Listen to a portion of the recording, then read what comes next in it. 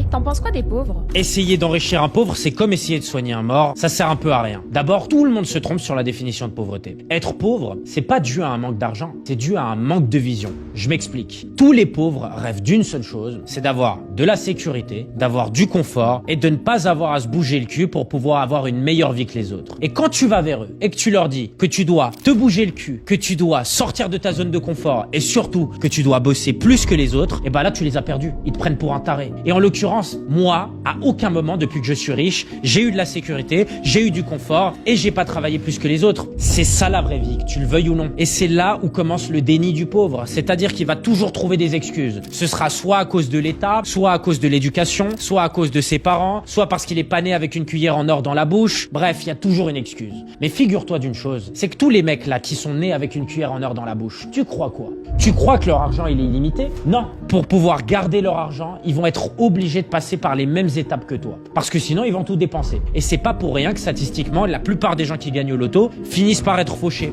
Parce que malheureusement, cet argent n'a pas été généré avec la sueur de leur front. Donc ils sont incapables de savoir comment faire pour gagner plus d'argent. Et ils sont surtout incapables de savoir comment le garder. Donc soit maintenant, t'arrêtes d'être dans le déni et tu commences à te bouger le cul une bonne fois pour toutes pour changer ta vie.